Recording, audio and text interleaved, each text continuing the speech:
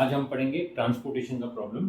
Transportation का जो ये प्रॉब्लम है, ये जो प्रॉब्लम है ये अनबैलेंस प्रॉब्लम है। अनबैलेंस प्रॉब्लम के कुछ कंडीशंस और टर्म्स रहते हैं जो हम इसमें देखेंगे। पहले तो हमें दिया गया है प्लांट, बाद में सप्लाई और डिमांड।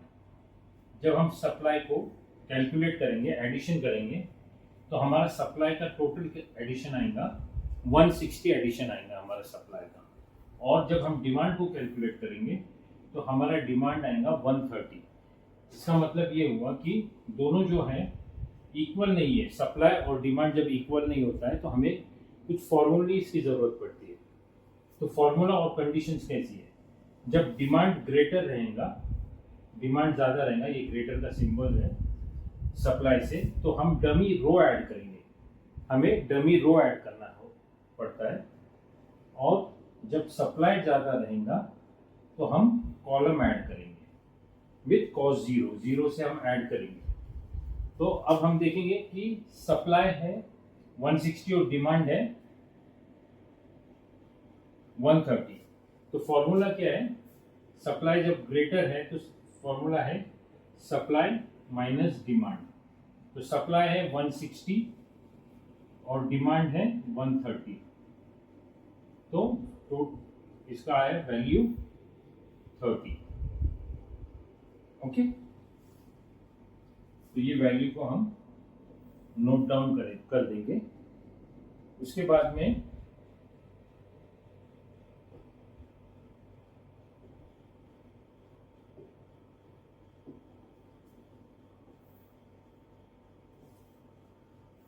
हमारा जो प्रॉब्लम है सब सेम रहेगा, W1, W2, W3, W4 same रहेगा। और इस प्रॉब्लम में हम एक, क्योंकि अब सप्लाई ज़्यादा है तो ऐड अ डमी कॉलम, तो हम डी बोले तो डमी कॉलम को हम ऐड करेंगे। तो 0 0 0 और डिमांड के अंदर हम 30 ऐड कर देंगे। तो जब हम डिमांड के अंदर 30 ऐड कर देंगे और अब हम ये टोटल करेंगे तो 160 आएगा, और इसका जब हम टोटल करेंगे तो 160 आएगा। तो अब ये जो हमारा प्रॉब्लम है ये बैलेंस प्रॉब्लम हो गया।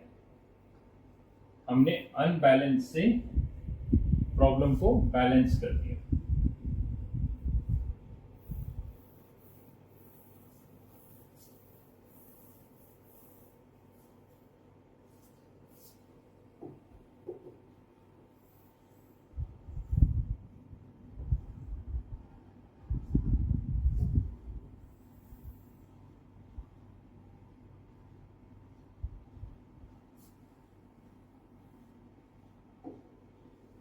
ओके, तो फिर हमारा जो बैलेंस प्रॉब्लम का मेथड है, हम सेम मेथड यूज करेंगे जिसमें हम देखेंगे सप्लाई की वैल्यू और डिमांड की वैल्यू। जो वैल्यू कम है हम वो वैल्यू को राइट डाउन करेंगे और वही वैल्यू को सब्सट्रैक्ट करेंगे। तो डिमांड में वैल्यू है 30, सप्लाई में वैल्यू है 50। तो जो स्मॉलेस्ट वैल्यू है उसे हम यहाँ लिख देंगे 30। तो 30 माइनस 30 यहाँ 0 हो गया, और 50 माइनस 30 यहाँ पे 20 आ गया। ओके, और ये जो 0 हो गया एक कॉलम, उसको हम कैंसिल कर देंगे। हमें ऐसा कैंसिल करना है कि पेंसिल से अगर कैंसिल करते तो अच्छा रहेगा, ताकि हमें नंबर्स में कोई प्रॉब्लम ना आए। अब डिमांड की जो वैल्यू 25 है और सप्लाई की वैल्यू 20 है, तो स्मॉलर वैल्यू है, इसीलिए हम स्मॉलर वैल्यू लिखेंगे 20। और यहाँ पे 20 माइनस 20 0 हो गया। जहाँ 0 हो जाता है वो रो को हम कैंसिल कर देंगे, और 25 माइनस 20 5 आ गया। ओके, अब सप्लाई में वैल्यू 40 है और यहाँ वैल्यू डिमांड में वैल्यू 5 है, तो हम यहाँ पर 5 लिख देंगे। 5 माइनस 5 0 हो गया। जो कॉलम में 0 हो गया हम उसे कैंसिल कर देंगे। और यहाँ पे वैल्यू आएगा 35।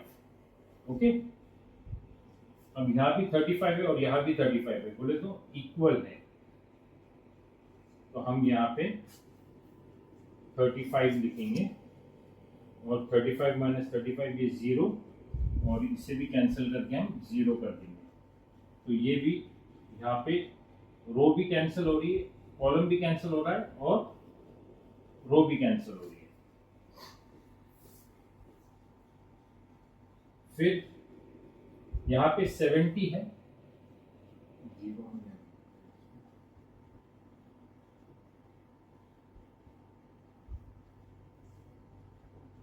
ओके, तो यहाँ पे 70 है और यहाँ पे 40 है, तो हम यहाँ पे 40 लिख देंगे।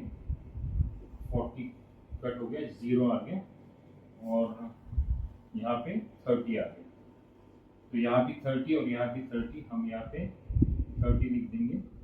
30 कैंसिल होके 0, कैंसिल होके 0। ओके, तो अब है हमारा 11, 30, 20, 20, 16, 5, 10, 35, 9, 40, 0, 30। यहाँ पे हम कैलकुलेट करेंगे 11 into 30 plus 20 into 20, 16 into 5 plus 16 into 5 plus